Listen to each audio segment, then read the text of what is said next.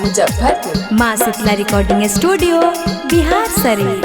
जायत मौगिया जो भरा हमारा दलानी में, जायत मौगिया जो भरा हमारा दलानी में। आग लगल बा जवानी में राजा सुता संगे मच्छरदानी में।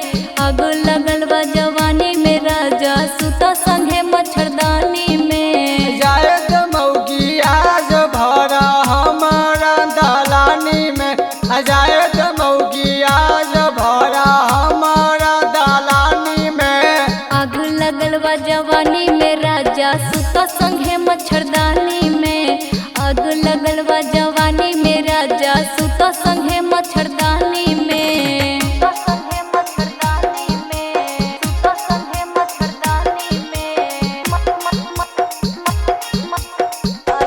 डीजे कंचन राज मुजफ्फरपुर।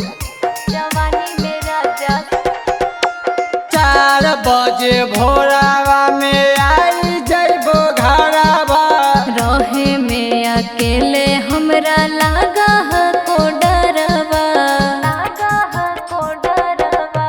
4 बजे भोरावा में आई जइबो घरावा। सुते में अकेले हमरा लागा है को डरवा। काटे के हकई पानी हमरा जाके दू मुहानी में। काटे के हकई पानी हमरा जाके दू मुहानी में। आग लगल बा जवानी में राजा सुता संगे मच्छरदानी में। आग लगल बा जवानी में राजा सुता संगे मच्छरदानी में।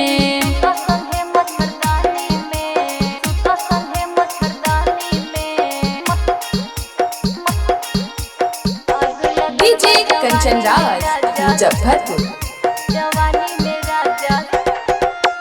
बेरी बेरी फोन आबो छोटू विकास के।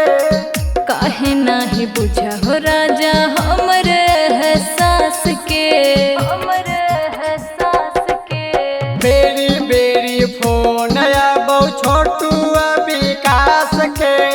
काहे नाही बुझा हो राजा हमरे एहसास के। कब कसवा बनल मुंडे आज तोर दीवानी में। कब कसवा बनल मुंडे आज तोर दीवानी में। आग लगल बा जवानी में राजा सुता संगे मच्छरदानी में। आग लगल बा जवानी में राजा सुता संगे